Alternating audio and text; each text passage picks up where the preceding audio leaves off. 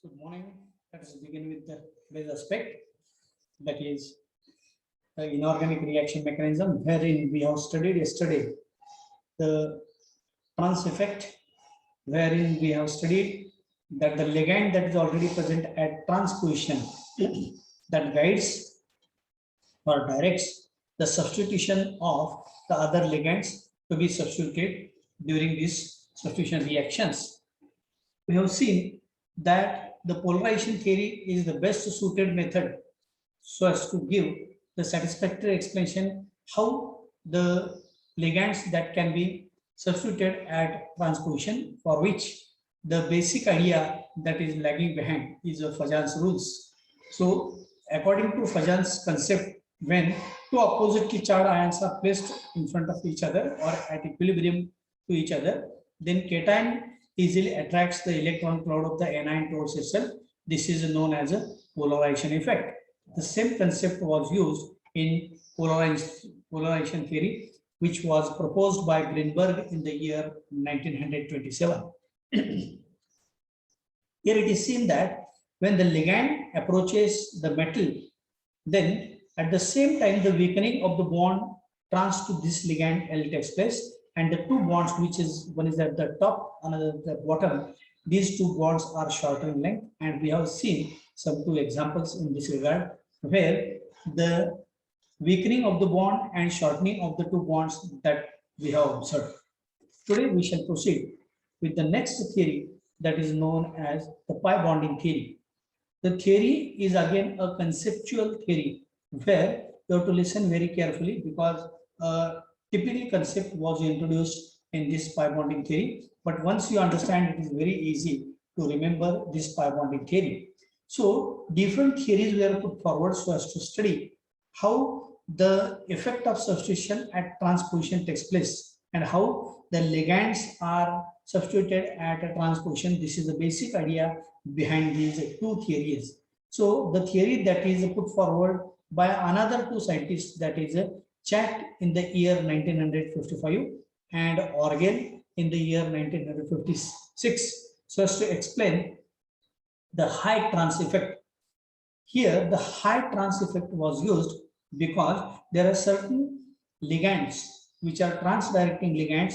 They may form a pi bond with the metal, and hence it is known as a high trans effect. So the high trans effect of pi acceptor ligands can be explained on this theory. Let us see how the pi bonding theory can be seen. See this.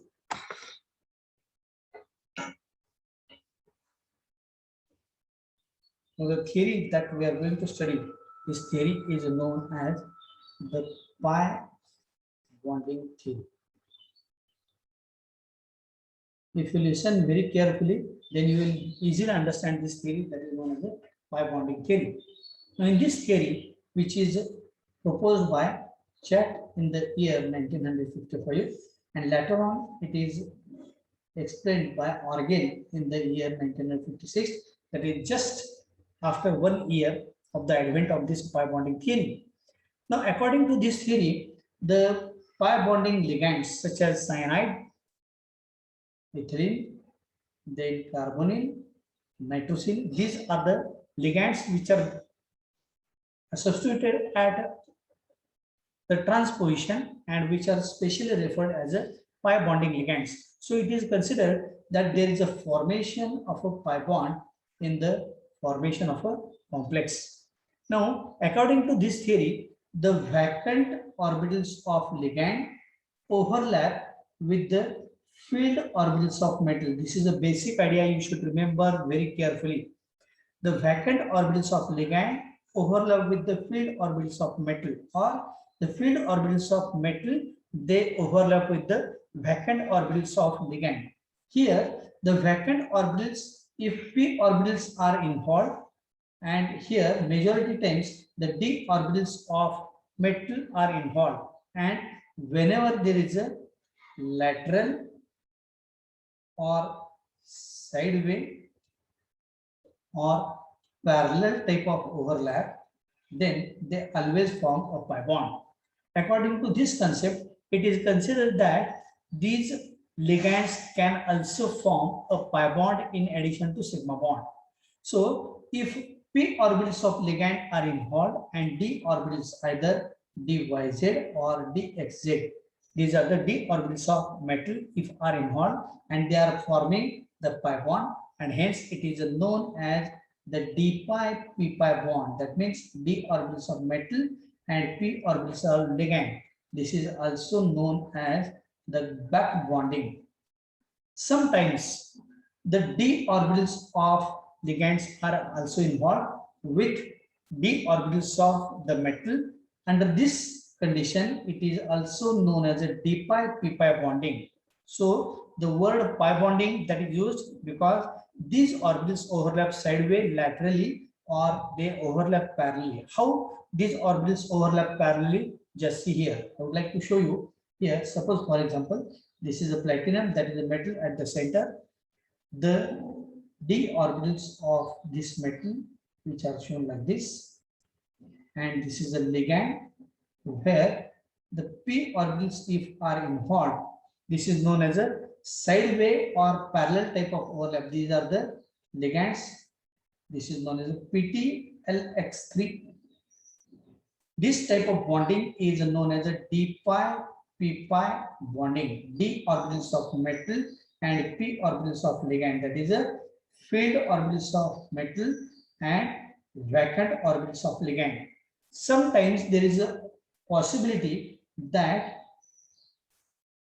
the d orbitals may also be involved of the ligands like this. This is again PTLX3, and here the ligands can contribute their d orbitals, and hence here it is known as the d pi bonding.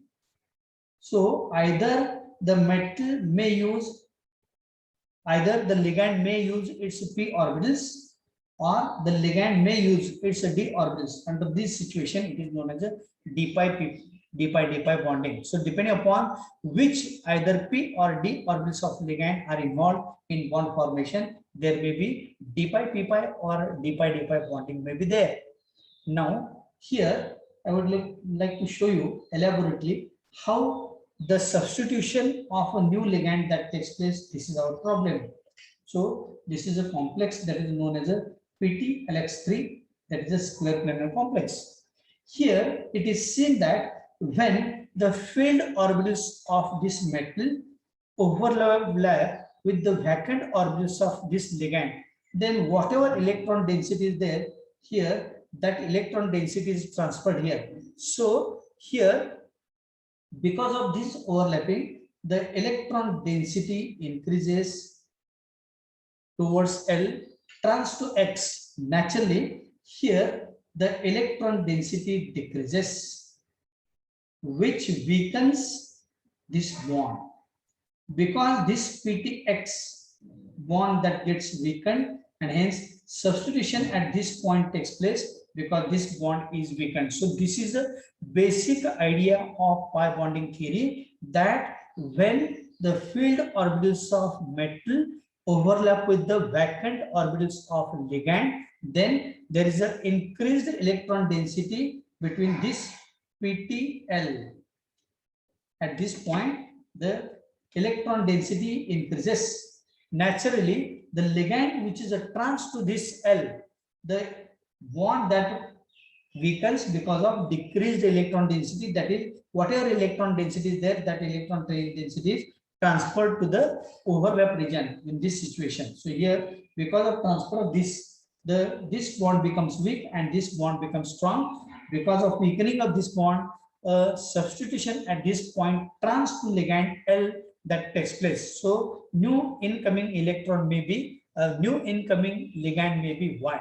So the d pi p pi bond is formed in the complex of this type PTLX3, where L is a pi bonding ligand. The bond results by overlapping of a pair of electrons of a dyz orbital of this platinum and empty pz orbital, that is a pi bonding orbital of this ligand L.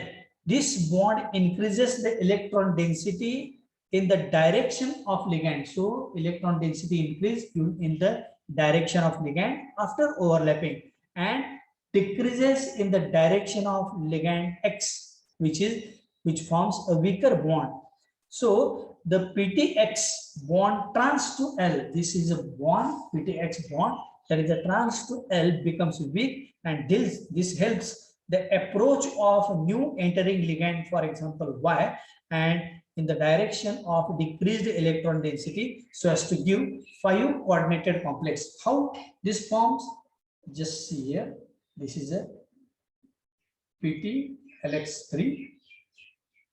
This is our complex, platinum complex. Now, when the new entering ligand, for example Y, that approaches, then what will happen? Here the PTLX3 as it is, but as the d orbitals of platinum overlap with the p orbitals of ligand, that increases the electron density in the direction of this ligand L, which decreases the electron density in the direction of this X, that is a trans to this L. And here at this point, as this part becomes very weak, here this ligand Y, that is a new entering ligand, that gets attached here. So because here PTLX3Y, that means total number of atoms are 5, and hence a 5 coordinated complex is formed, which is having a trigonal bipyramidal geometry, which is known as the transition state. This is a transition state which is slow, and here after the attachment of the entering ligand Y at this point, this X gets easily detached, because after approach of these the d orbitals of platinum, this bond becomes weak, which enable the easy substitution of the ligand Y trans to L, and now the newly formed complex is like this. This is known as a PTLX2Y.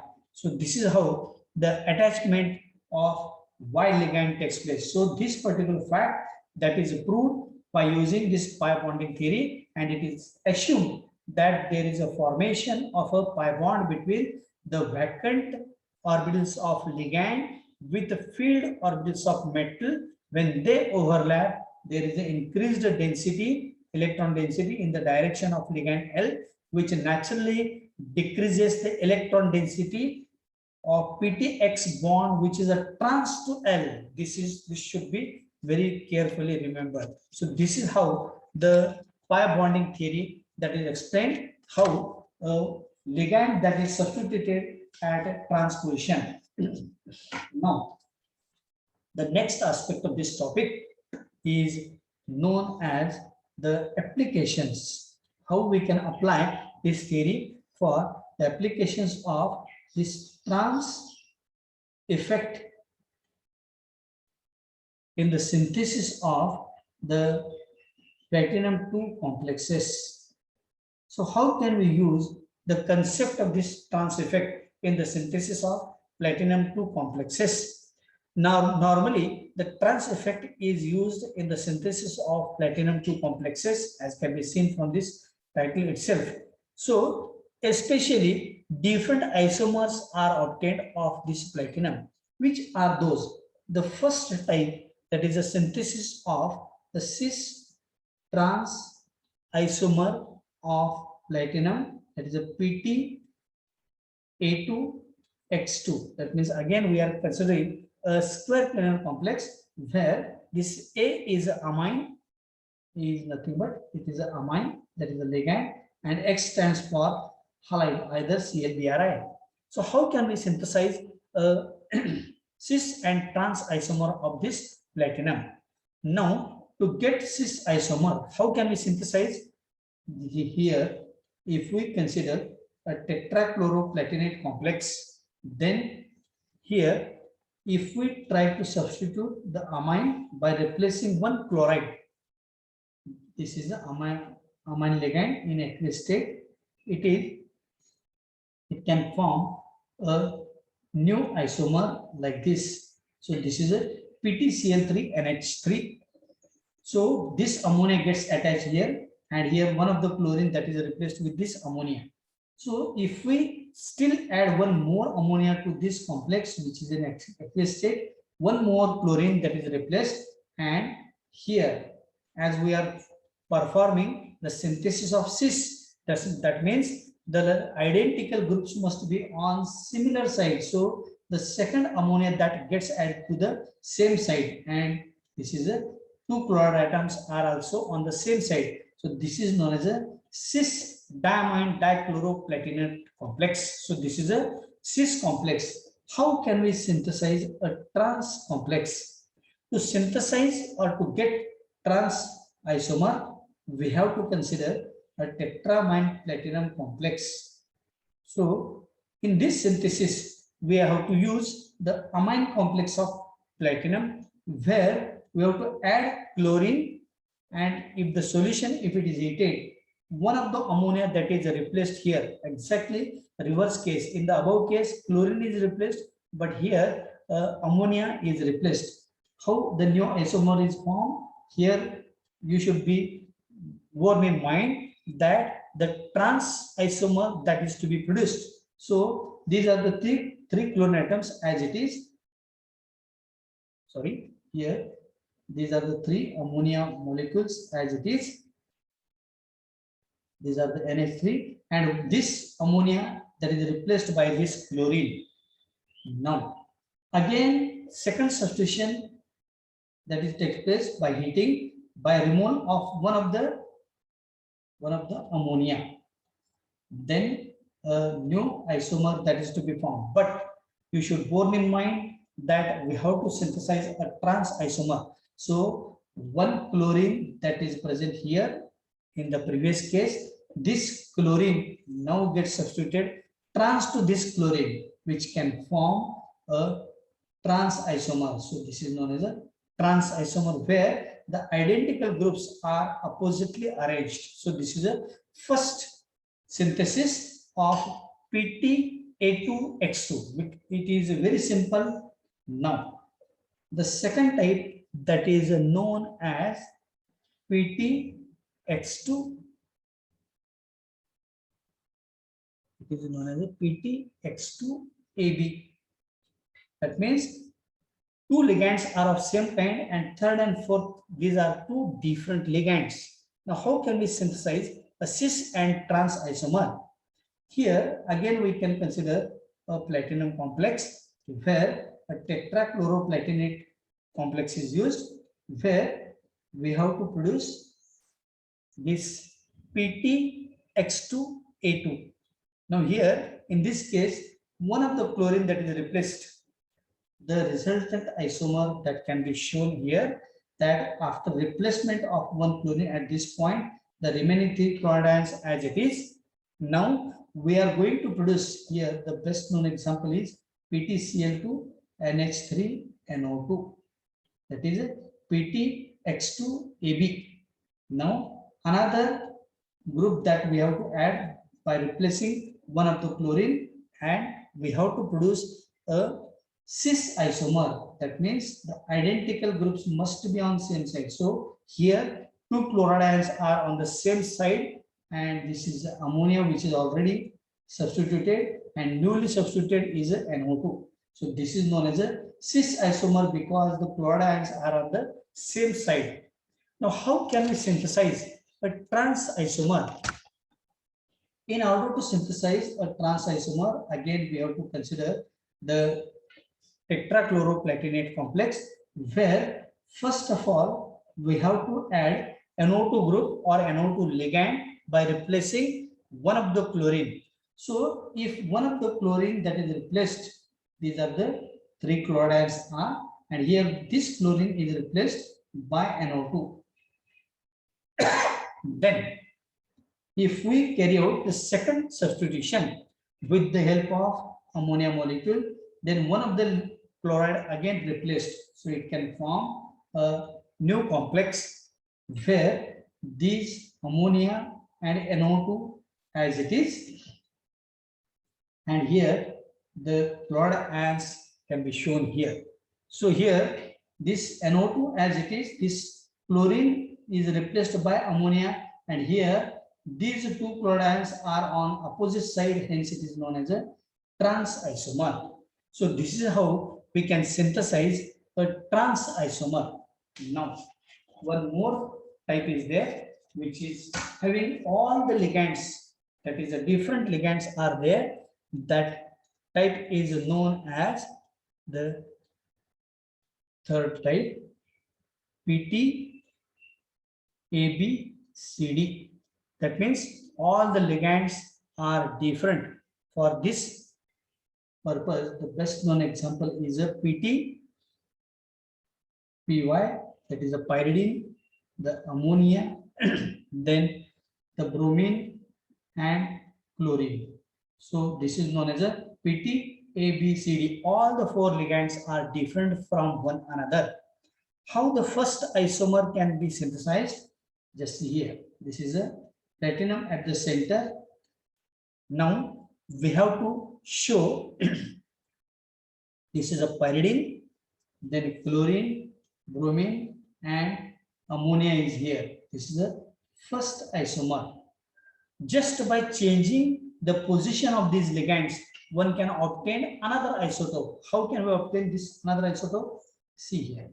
This is a platinum. We have to replace this pyridine here.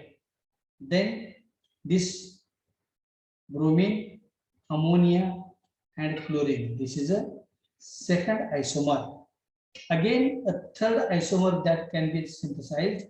We have to replace the position of pyridine, then here bromine, ammonia and chlorine. So this is how the third isomer that can be synthesized. So just by changing the position of pyridine ligand, one can synthesize such isotopes, such isomers. But these isomers are only theoretically possible, because we can synthesize theoretically some 12 different isomers based on this. So this is how we have seen the application of trans effect in the synthesis of these platinum complexes. So here our topic, that is a subtopic, that is again under the coordination chemistry, that comes to an end, where we have studied the unimolecular, bimolecular and interchange mechanism, where we have studied also SN1 and SN2 mechanism for labile and inert complexes. Then we have studied the trans effect, where we have substituted all the four ligands in case of this cis isomer, but in case of trans isomer only two ligands were substituted. Then yesterday we have studied the polarization theory, and just now we have finished the pi bonding theory, wherein we have studied due to overlap of the field orbitals of metal with the vacant orbitals of ligand, which increases the electron density in the direction of ligand L trans to X. This sentence you should remember, or you should by heart this sentence. Due to overlapping of the field orbitals of metal with vacant orbitals of ligand, which increases the electron density in the direction of ligand L trans to X. And here, due to increased electron density towards ligand L, that naturally decreases the electron density in the direction of PTX, which is a trans to L, and that weakens the PTX bond, and substitution takes place at this point, and a penta coordinated complex that is having a trigonal bipyramidal geometry that is produced. Now, the second part under the coordination chemistry that we are going to study, that is some introductory part that I would like to give you, that is known as we have to study certain thermodynamic and kinetic aspects of metal complexes. There are certain thermodynamic and kinetic aspects of metal complexes. Those are to be studied. So this is second subunit under coordination chemistry. Now, as we know that during the formation of a complex, that the complex between the metal and ligand that is produced. The metal may be any transition metal and ligands may be any ligand. So here, for example, I would like to give you one example of cobalt complex where cobalt is placed at the center like this, which is surrounded by 6 ammonia molecules, amongst which 4 ammonia molecules are in one square plane, 5th and 6th one is at the top, another at the bottom. So this is a formation of a metal ligand complex where the metal is placed at the center, which is surrounded by definite number of ligands depending upon the coordination number of the central placed metal. Now, if the force of attraction between metal and ligand, that is the force of attraction between cobalt and ammonia molecule everywhere, if this force of attraction is very strong enough, then this force of attraction between the metal and ligand, if it is strong, then under such circumstances, the newly formed complex is extremely stable.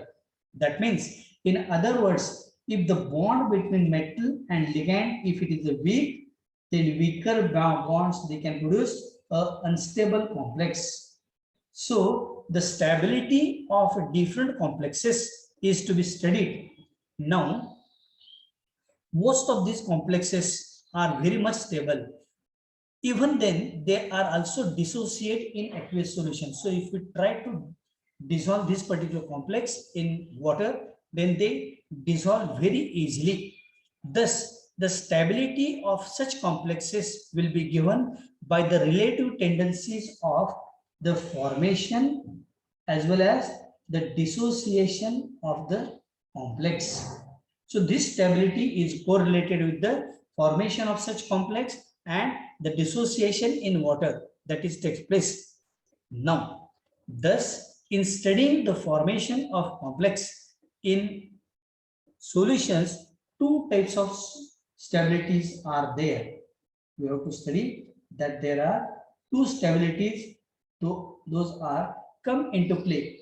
The first stability and the second stability. There are two stabilities are associated in the formation and dissociation of the complex. First stability, that is known as the thermodynamic stability, and second stability, that is known as the kinetic stability. So these are the two stabilities which are associated with this formation and dissociation of the complex. Now, what is this thermodynamic stability, or how this thermodynamic stability is correlated? This thermodynamic stability is directly related to the metal ligand bond energy. This thermodynamic stability, the word, you know, thermodynamics, it is concerned with the energy. So thermodynamic stability of the complex, that is directly related with the metal ligand bond energy, while the kinetic stability, that is correlated with the rate and the mechanism of the formation of these complexes. Now, as we have seen that there are two different stabilities which are come into play so as to discuss the stability of these different complexes. So in the formation of such complexes, there are two different stabilities. First stability is a thermodynamic stability, which is concerned with the metal ligand bond energy. So how much energy that is required to dissociate this bond or association of all these ligands with metal. And secondly, the kinetic stability determines the rate of formation of such complex and how the complex is formed, that is to be studied under the mechanism. So during the formation of a stable complex, there are two different stabilities. One is a thermodynamic stability concerned with the metal ligand bond energy. Another is a kinetic stability, which is related with the rate and the mechanism of formation of complex. Now, if the interaction between metal ion and the ligand, if it is strong, just now we have seen then that leads to a stable complex that is formed. That means here we can use this bond. If it is strong, then we can use that such complex is thermodynamically stable. Now we are using this word, that is thermodynamically stable. That means here the strong bond that refers to the thermodynamic stability of the complex. Therefore, the thermodynamic stability may be expressed in terms of the equilibrium constant for the equilibrium reaction, in which forward reaction indicates the formation of a complex ion. What is the meaning of this sentence? For example, if M stands for metal, L stands for ligand, if we carry out this complexation, they can form the complex such as Ml. Now, the equilibrium constant that can be given with the help of a beta, perhaps you might be knowing this beta, which is a equilibrium constant for the formation of a complex. What is this?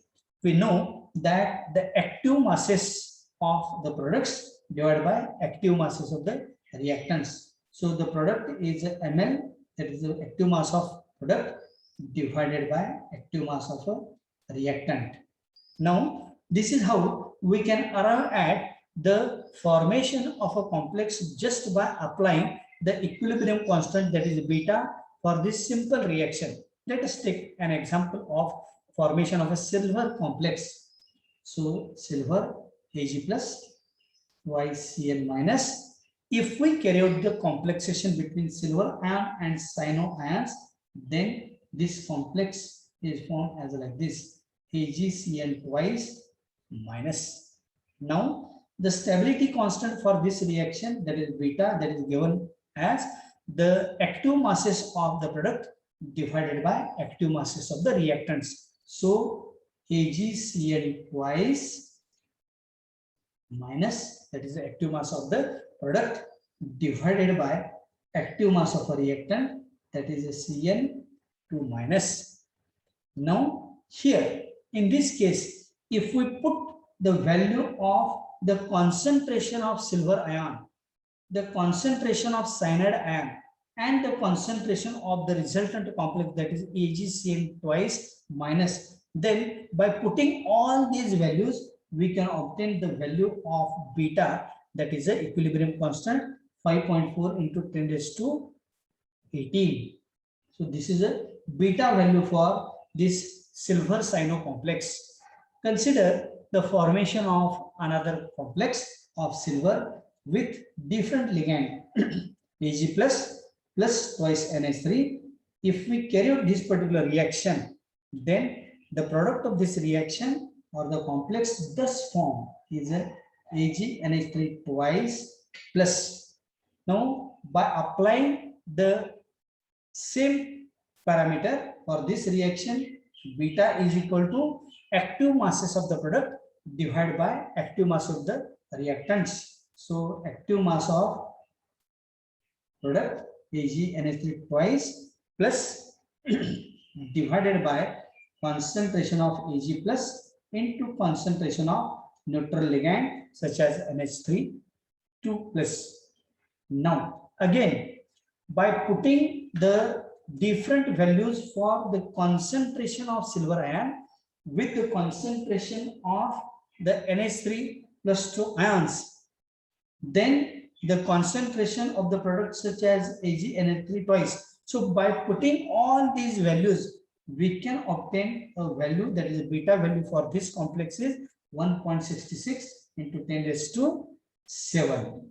Now here we are with two different values, that is one value for silver cyano complex, another value for silver amine complex. It is seen that in these two cases, it is seen that the magnitude of the stability constant of beta, this is a beta value, gives the indication of thermodynamic stability. How the thermodynamic stability that can be correlated with these beta values. So it is seen that, or it is observed that greater the value of beta, more will be the stability of the complex.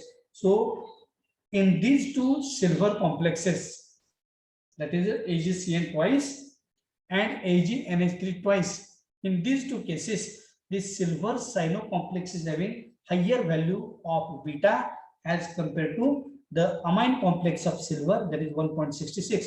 So amongst these two complexes, if the question, if it is asked, then definitely the silver cyano complex is more stable because of greater value of beta, and this is a less stable.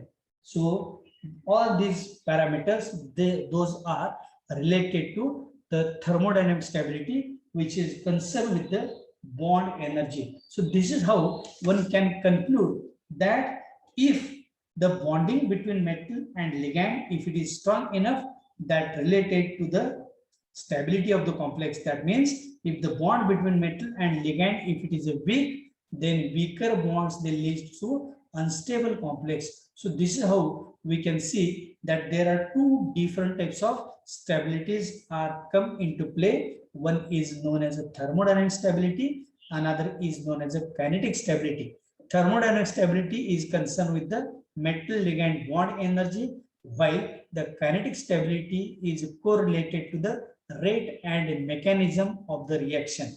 In this regard, we have concluded that greater the value of beta, greater will be the stability. So if we compare two different complexes of the same metal ion by replacing the ligands, then we can easily arrive which complex is more stable by comparing the beta values. So the time that is not permitting me